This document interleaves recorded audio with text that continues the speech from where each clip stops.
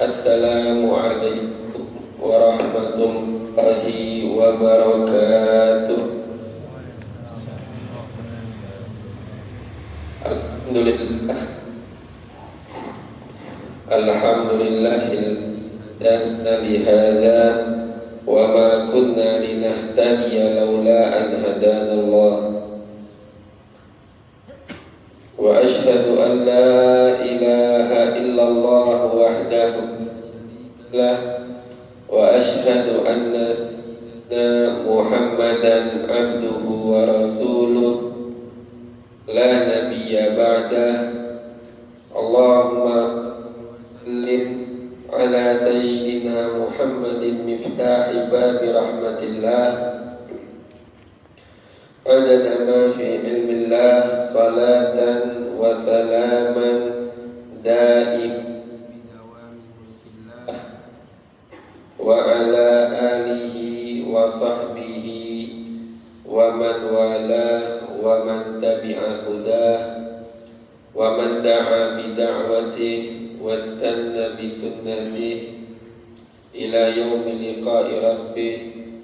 Subhanaka la ilma lana illa ma 'allamtana innaka antal alimul hakim wa tub 'alaina innaka antat tawwabur rahim. Nawaina ma nawahu aslafuna salihun. Allahu yudkhilu niyatina fi niyatihim wa a'malana fi a'malihim wa maqasidana fi maqasidihim. Amin amin amin ya rabbal alamin.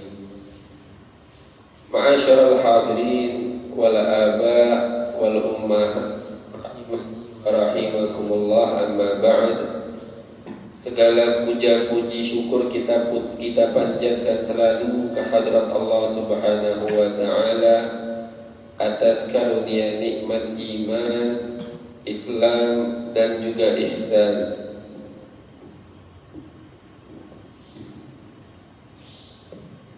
Dan salawat teriring salam kita curahkan selalu kepada baginda besar Nabi Muhammad sallallahu alaihi wasallam, yang mana dengan melalui beliaulah kita mendapatkan 3 keistimewaan tersebut, yaitu iman, Islam dan juga ihsan. Sebagaimana biasa di Sabtu pertama daripada tiap bulan miladiah, kita membuka kajian kitab Yaqut, kitab fikih Al-Yaqutun Nafis. Di beberapa pertemuan lalu, karena ada beberapa momen penting, kita membahas tentang fikih zakat, kemudian juga kita membahas tentang fikih berkorban.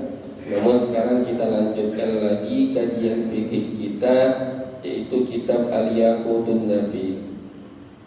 Di pertemuan yang lalu di kitab Al-Yaqutun Nafis, kita sudah membahas wasailut thaharah, alat-alat bersuci. Alat-alat bersuci itu ada 4: air, debu, bahan samak, dan juga batu istinja. Seputar tentang air telah kita bahas di pertemuan yang lalu. Sekarang kita masuk ke yang kedua, alat bersuci yang kedua. Bismillahirrahmanirrahim. Qala al-musannif rahimahullahu ta'ala wa nafa'ana bihi wa bi'ulumihi wa bi'ulumikum fid dharaini amin. Wat-turabu idza kana khalisan ghaira musta'malin. Dan debu itu menjadi alat bersuci juga untuk tayamum dan juga untuk menghilangkan najis anjing dan juga babi.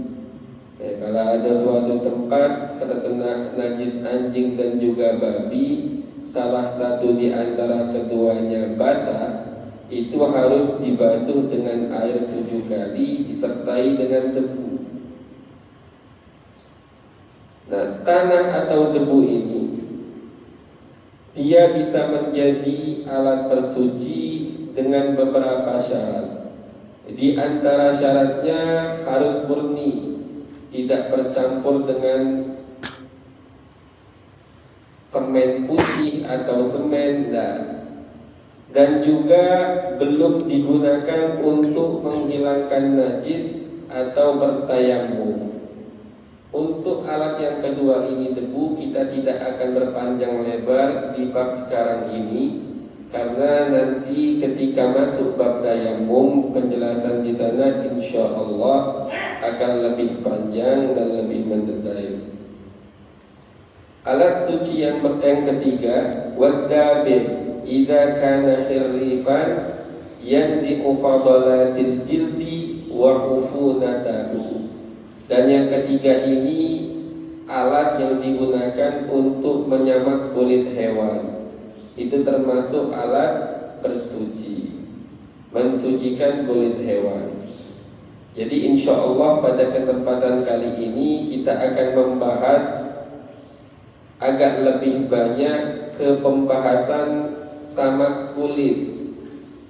Sebelum kita membahas tentang tata cara menyamak kulit hewan, ada beberapa pendahuluan yang ingin kami sampaikan. Pertama, definisi menyamak, atau bahasa Arabnya itu dabaghun, atau boleh juga dibagh, menyamak. Ad-dibagh atau ad-dabaghu huwa naz'u fadalatil jildi min kulli syai'in yufsiduhu wa yu'affinuhu. Samak adalah menghilangkan segala kotoran-kotoran yang menempel pada kulit hewan yang dapat merusak kulit dan juga membuat kulit berbau busuk. Apa saja hal-hal tersebut? Daging, sebagian daging, sisa-sisa daging yang menempel, percak-percak darah yang masih menempel, atau kelembapan-kelembapan yang masih melekat pada kulit. Samak adalah menghilangkan hal-hal tersebut sehingga kulit menjadi bersih, tidak menjadi bau. Itu adalah samak. Pendahuluan yang kedua, pentingnya kita memahami hukum samak dalam fikih. Ada banyak sekali alasan. Yang pertama, kita ini hidup di zaman modern, yang mana gaya fashion zaman sekarang ini banyak sekali ya, pabrik-pabrik yang membuat tas dari kulit, jaket kulit, dompet, dan lain-lain banyak, Masya Allah.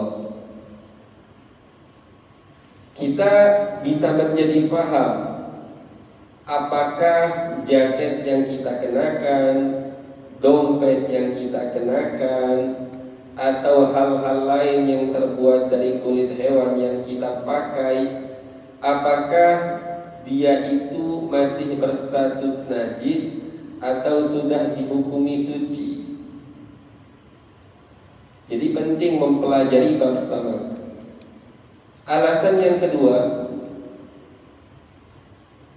menunjukkan bahwasannya agama Islam itu agama yang mudah. Kulit bangkai sekalipun bisa dijadikan suci kembali dengan tata cara disamak. Agama ini adalah agama yang mudah.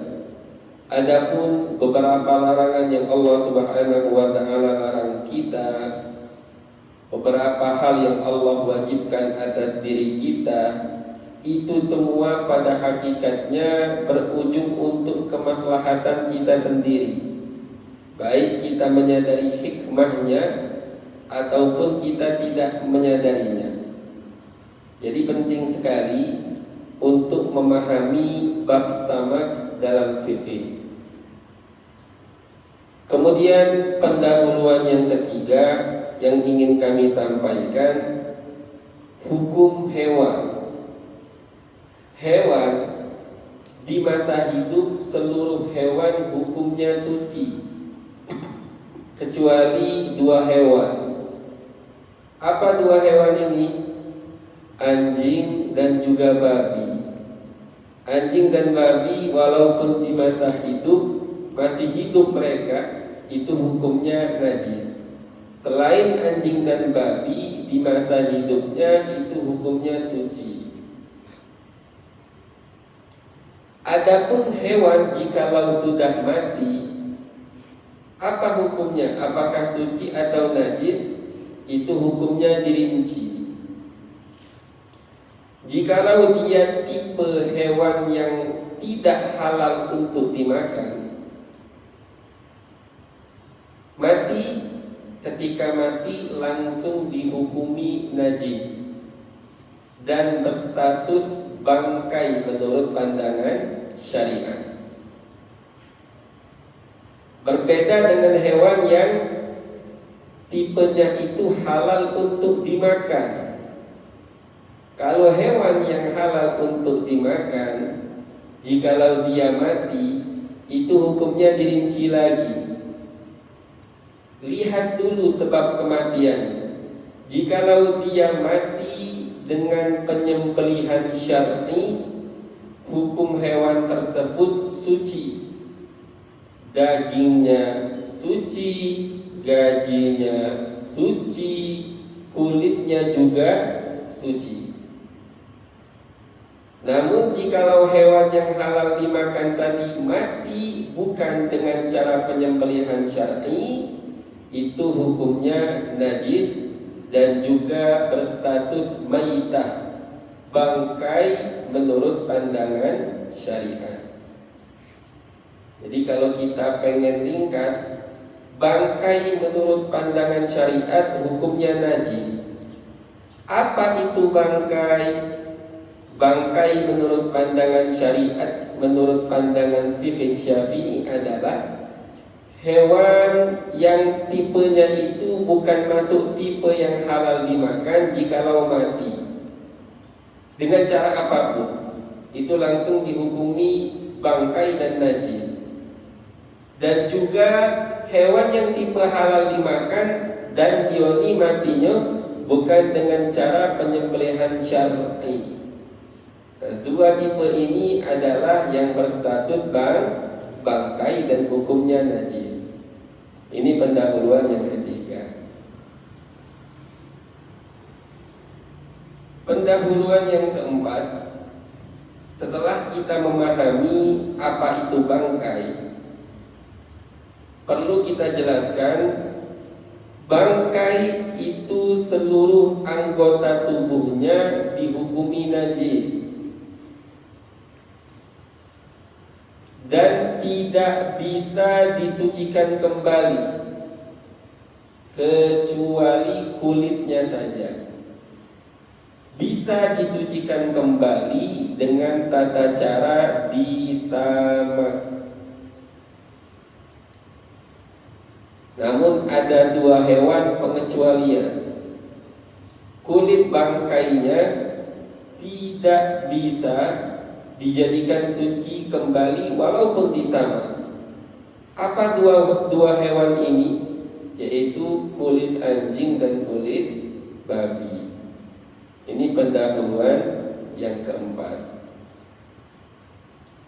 Setelah kita membahas pendahuluan ini, kita beranjak ke pembahasan yang kedua. Dalil disyariatkannya samak. Di dalam Al-Quran tidak ada dalil yang sangat jelas membahas tentang samak, tapi ada dalil yang umum menunjukkan boleh menggunakan kulit dalam kebutuhan kita sehari-hari, boleh menggunakan kulit hewan. Allah Subhanahu wa ta'ala berfirman, wa ja'ala lakum min juludil an'ami buyutan tastakhifunaha yawma ba'nikum wa yawma iqamatikum. Dan Allah jadikan bagi kalian daripada kulit-kulit hewan ternak agar bisa kalian jadikan rumah-rumah kemah. Kalian tidak keberatan, merasa ringan untuk membawanya ke sana sini, baik ketika bermukim atau ketika safar. Ini menunjukkan bahwasanya boleh menggunakan kulit-kulit hewan. Tapi dalil ini terlalu umum, tidak menunjukkan, tidak membahas secara khusus tentang sama. Adapun dalil yang menunjukkan tentang pensyariatan sama yang sangat jelas, itu disebutkan banyak sekali di dalam hadis. Di antaranya hadis Rasulullah sallallahu alaihi wasallam bersabda, ayyuma ihabin dubira faqad tahar.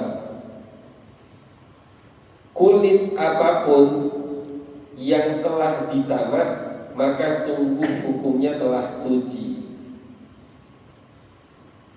Dan juga di dalam hadis lain Rasulullah sallallahu alaihi wasallam pernah pada suatu hari sedang jalan dan melewati ada satu kambing yang mati bangkai. Rasulullah lihat kulitnya tidak digunakan oleh para sahabat yang ada di situ. Nabi pun menegur mereka, halla akhadtum ihabaha fadabaltumuhu fantafaqtum bih.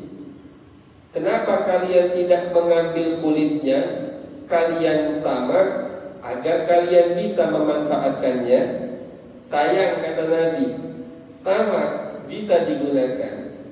Ini dalil tentang pensyariatan samak. Tentang hukum samak ini ada kisah menarik Imam Syafi'i dan Imam Sufyan. Ini ulama madhab. Ada Imam Sufyan Ats-Tsauri, ada Imam Sufyan bin Uyainah, dan banyak lagi madhab sebenarnya selain 4 madhab. Madhab yang populer 4: madhab Imam Abu Hanifah, madhab Imam Malik, madhab Imam Syafi'i, dan madhab Imam Ahmad bin Hanbal. Namun sebenarnya ada banyak lagi madhab yang lain. Ada madhab Imam Lais, madhab Imam Sufyan, madhab Dawud Al-Zahiri. Ada banyak madhab. Namun kenapa madhab-madhab yang lain selain 4 madhab tidak sampai kepada kita? Karena tidak ada penerusnya. Jadi murid-murid ulama tersebut putus setelah beberapa masa, setelah beberapa generasi putus. Tidak ada lagi ulama yang menampakkan pendapat madhab-madhab tersebut. Sehingga sekarang kita tidak bisa untuk menukil pendapat-pendapat ulama tadi. Jadi madhab cuma ada 4 untuk zaman kita sekarang ini. Nah, ada cerita menarik seputar hukum double menyamak antara Imam Syafi'i dan Imam Sufyan. Imam Syafi'i dulu berpendapat bahwasannya kulit hewan tidak bisa disucikan kembali dengan cara disamak. Sudah najis selama-lamanya. Beliau memahami ada dalil hadis yang memberikan pemahaman seperti itu. Imam Sufyan berpendapat bahwasannya kulit hewan yang sudah menjadi bangkai bisa disucikan kembali dengan dalil-dalil yang kita sebut tadi. Subhanallah, pada satu momen Imam Syafi'i bertemu dengan Imam Sufyan. Mereka berunding, mereka berdebat dalam permasalahan hukum kulit hewan. Imam Syafi'i berdebat mencari yang mana yang benar, bukan ingin mengunggulkan pendapatnya. Imam Sufyan pun sama. ingin mencari kebenaran, bukan untuk memenangkan pendapatnya. Subhanallah, setelah perdebatan selesai, bahas ilminya sudah selesai, bubar, Imam Syafi'i berubah pendapatnya. Oh, kalau dipikir-pikir, kalau direnungkan kembali, dalil yang diutarakan oleh Imam Sufyan ini lebih kuat. Imam Syafi'i pun berubah pendapat. Subhanallah, Imam Sufyan pun sama. Oh, pendapat Imam Syafi'i tadi lebih kuat dari segi dalil kayaknya. Imam Sufyan berubah pendapat. Subhanallah, Imam Syafi'i yang awalnya beliau berpendapat bahwasannya kulit hewan tidak bisa disamak, berubah. Beliau rubah pendapatnya, beliau menyatakan kulit hewan bisa suci kembali dengan cara disamak. Imam Sufyan sebaliknya, awalnya berpendapat bahwasannya kulit hewan yang disamak bisa suci kembali, beliau berubah pendapat kulit hewan walaupun disamak tidak bisa suci kembali. Kata para ulamanya, ini pelajaran penting bagi kita. Sekelas ulama kaliber yang menjadi kiblat kita, mereka selalu mengikuti kebenaran dimanapun kebenaran berada. Dan ketika ada perdebatan ilmiah, ilmu, mereka tidak ada niatan sama sekali untuk mencari kemenangan. Akan tetapi yang mereka cari adalah kebenaran. Kemudian pembahasan yang ketiga yang ingin kami sampaikan, bagaimana tata cara menyamak. Pertama yang ingin kami bahas tentang pembahasan yang ketiga ini, bahan apa yang bisa digunakan untuk menyamak? Jawabannya adalah segala benda yang pedas atau benda yang menggigit di lidah. Lidah itu kalau dicicip itu, benda tersebut kayak merasa agak sedikit gigit di lidah, pedas atau sedikit menggigit di lidah. Nah, itu benda-benda tersebut bisa digunakan untuk menyamak. Contoh seperti daun akasia biasanya dipakai. Daun akasia atau tai burung merpati atau kulit delima. Ada banyak sekali benda-benda seperti ini yang menggigit di lidah atau pedas yang dipakai oleh ulama, oleh orang-orang kita ini, mazhab Imam Syafi'i, untuk menyamak. Adapun bahan kimia, apakah bisa? Kalau zaman dulu tidak ada bahan kimia.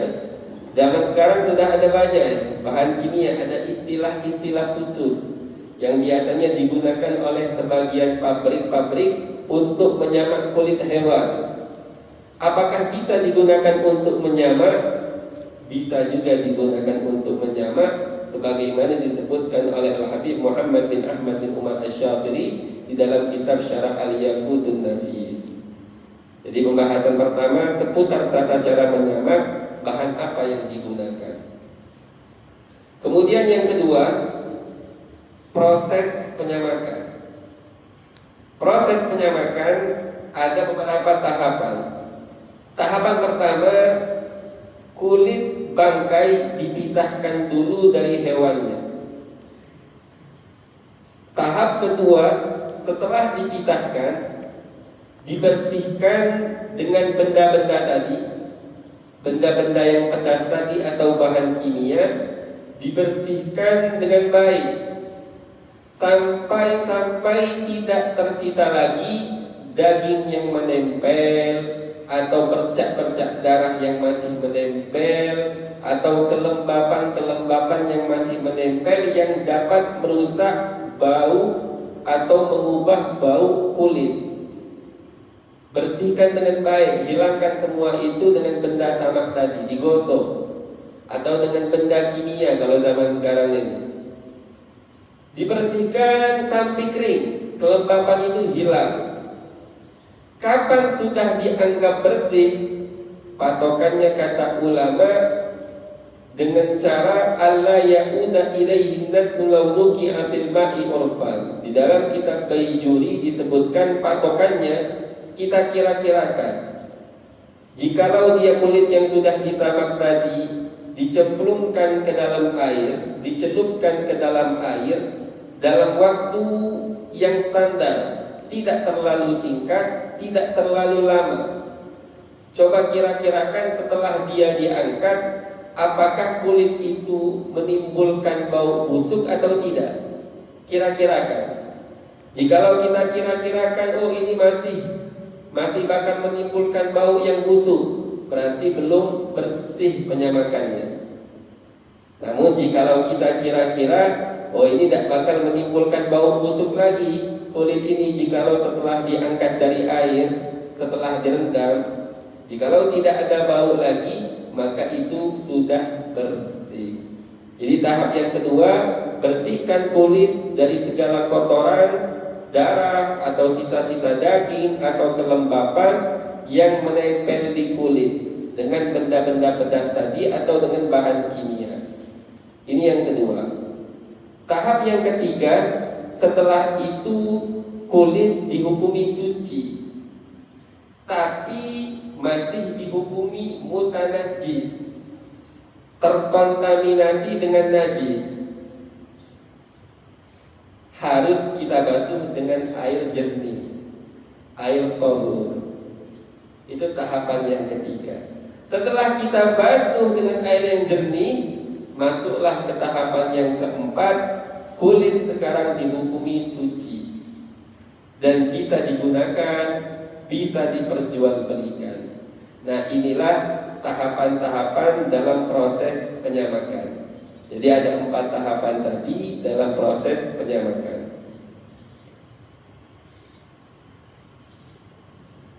Ada beberapa hal yang perlu kita perhatikan. Hal-hal ini tidak cukup untuk disebut samak, belum dinyatakan menyamak. Pertama, jikalau hanya dijemur saja, itu belum dianggap menyamak. Yang kedua, hanya sekedar dicuci dengan air, itu juga belum dianggap menyamak. Yang ketiga, sekedar diberikan parfum atau pewangi, itu juga belum dianggap sama.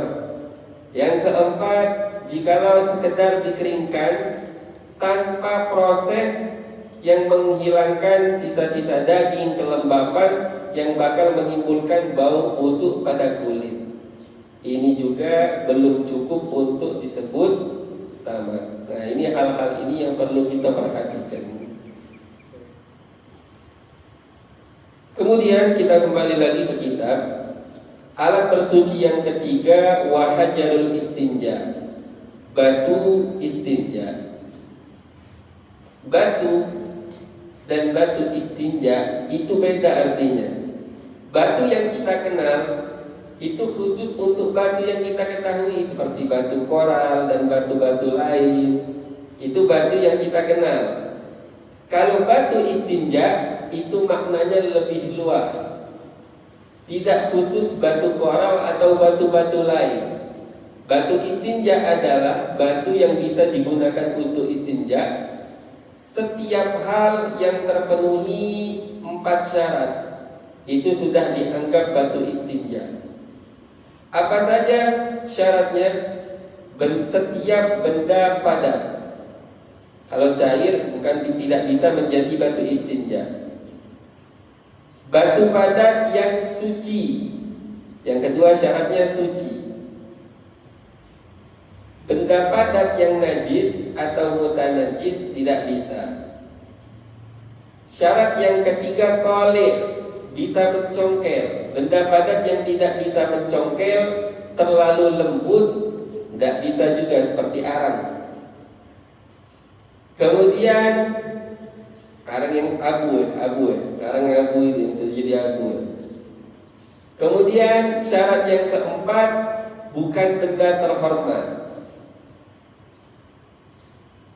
Jikalau 4 syarat ini terpenuhi, maka itu dianggap batu istinja. contoh tisu, contoh lagi kertas, contoh lagi jarit pakaian, itu dianggap batu istinja. Jadi batu istinja itu maknanya lebih luas. Adapun untuk pembahasan istinja, insya Allah nanti ada bab khusus, bab istinja. Untuk lebih panjang lebarnya kita akan dibahas di babnya tersendiri. Kemudian inilah empat alat yang digunakan untuk bersuci. Air, kita ulangi lagi, air. Yang kedua debu. Yang ketiga alat samak. Yang keempat adalah batu istinja. Kemudian untuk bersuci juga, untuk menggunakan alat-alat tadi kita butuh dengan dua hal. Yang pertama adalah tempat atau wadah. Yang kedua adalah ijtihad. Kita mencari tahu dulu apakah alat ini boleh digunakan, bisa digunakan untuk bersuci atau tidak ketika kita ragu. Yang ingin kita bahas seputar tentang wadah saja. Perlu diperhatikan, wadah apapun boleh kita gunakan kecuali wadah yang terbuat dari emas dan perak.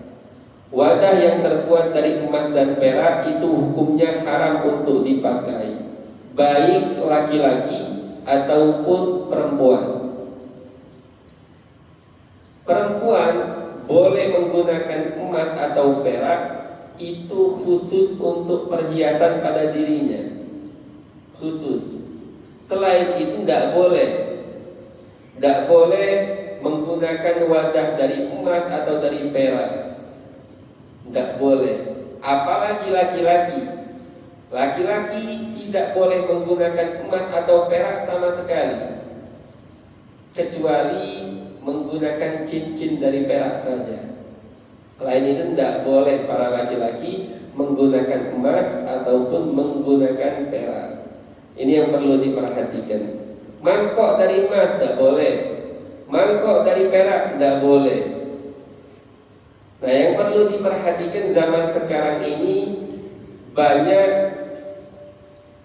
benda-benda mahal yang diselipkan, ada sebagian bahannya itu terbuat dari emas, seperti jam tangan. Jam tangan, terkadang sebagian jam tangan di akhir zaman sekarang ini, di zaman modern ini, jarum jamnya itu terbuat dari emas, atau pinggirannya terbuat dari emas. Ini perlu diperhatikan, laki-laki tidak boleh. Kalau perempuan boleh. Dan yang perlu diperhatikan juga, menghiasi rumah dengan emas atau perak tidak boleh. Dihiasi, ada list di rumahnya sedikit dari emas atau dari perak. Maaf sebagian wong kaya kadang di tangga naik rumahnya itu sebagian diselipkan emas atau perak. Ada sebagian itu haram, tidak boleh hukumnya dalam mazhab Imam Syafi'i. Rasulullah SAW melarang di dalam hadis, barang siapa yang minum dari wadah yang terbuat dari emas dan perak, itu dia hakikatnya memasukkan atau meminum api neraka jahanam ke dalam perutnya. Jadi ngeri ya, ancaman tentang menggunakan emas dan perak sebagai wadah atau apapun selain perhiasan untuk wanita. Ini yang perlu diperhatikan. Boleh tak menggunakan wadah emas dan perak dalam keadaan darurat? Kalau dalam keadaan darurat boleh. Seperti contoh wadah celak terbuat dari emas atau perak. Dokter ngomong, mata kamu tidak akan sembuh kecuali pakai celak. Dan celak itu harus diletakkan di wadah yang sangat bersih. Tidak boleh di wadah yang terbuat dari tembaga, besi dan semisalnya. Harus terbuat dari emas dan perak. Emas dan perak itu sangatlah bersih. Kalau dokter ngomong itu boleh. Ini keadaan darurat. Atau keadaan darurat sangat haus, tidak ada wadah lagi. Kalau tidak minum bakal mati, tidak makan bakal mati. Ada wadah kebetulan di depan wadah dari emas atau dari perak. Ini darurat. Kalau keadaan darurat diperbolehkan. Selain keadaan darurat tidak diperbolehkan. Nah, ini penting untuk kita perhatikan. Kemudian seputar wadah juga, boleh nggak menggunakan wadah dari benda-benda mahal lain selain emas dan perak? Wadah dari berlian, dari batu yakut, batu marjan, batu zamrud dan semisalnya, atau hiasan rumah dari batu zamrud, batu yakut dan semisalnya. Itu jawabannya hukumnya boleh, tapi makruh. Boleh, tapi makruh. Sama juga boleh tak kita menghias rumah atau menggunakan wadah bukan dari bahan mahal, tapi kerajinan tangannya hebatnya sampai bagusnya. Dari kayu, tapi Masya Allah diukir bagusnya. Itu jelas boleh dan hukumnya tidak makruh. Kalau yang tadi hukumnya makruh. Ada juga permasalahan boleh tak menggunakan wadah milik orang kafir dulunya. Sempat dipakai sama orang kafir wadah ini. Kemudian kita nak pakai, boleh, tapi hukumnya makruh. Begitu pula pakaian bekas orang kafir. Pakaian bekas orang kafir, baju-baju bekas itu, kita beli, kita pakai bekas orang kafir, itu hukumnya makruh. Dan apabila pakaian itu pakaian bawah, celana dan semisalnya, kemakruhannya lebih kuat. Ini untuk hukum wadah dan yang berkaitan dengan wadah. Dan insya Allah mungkin ini saja yang kami sampaikan dalam pertemuan kali ini. Sebelum kami tutup, siapa yang punya pertanyaan boleh ditanyakan. Kalau tidak ganti kita tutup dengan doa. Yang punya pertanyaan dipersilakan.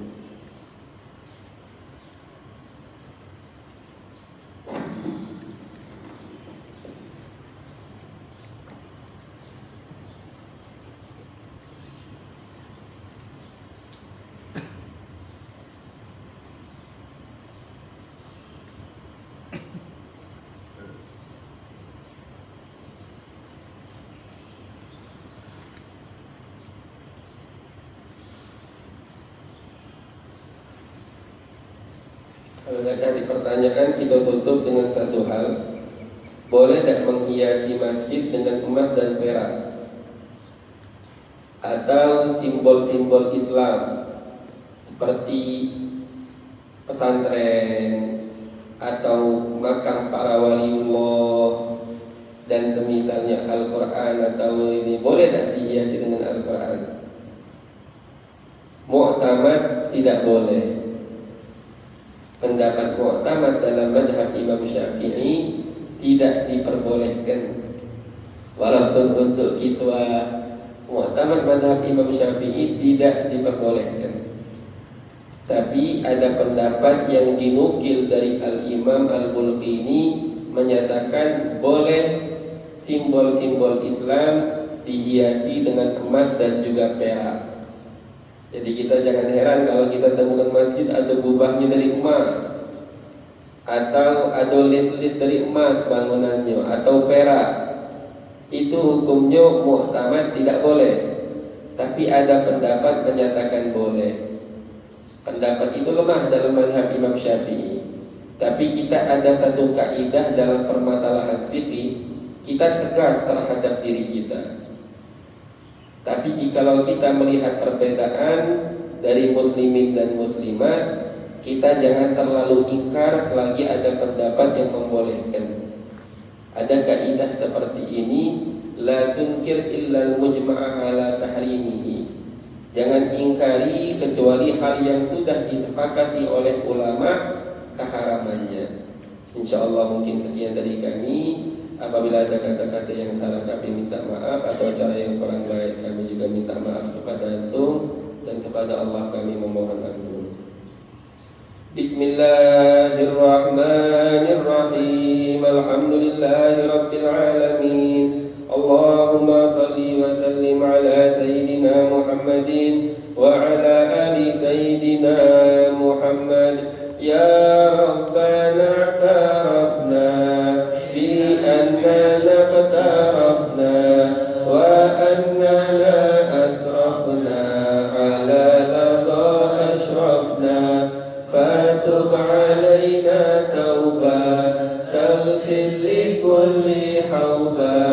واستر لنا العورات وآمن الروعات واغفر لوالدينا ربي ومولودينا والأهل والإخوان وسائر الخلان وكل ذي محبة أو جيرة أو صحبة والمسلمين أجمع آمين ربي يسمع فضلا وجودا منا لا باكتساب منا بالمصطفى الرسول نحظى بكل سول بالمصطفى الرسول نحظى بكل سول صلى وسلم ربي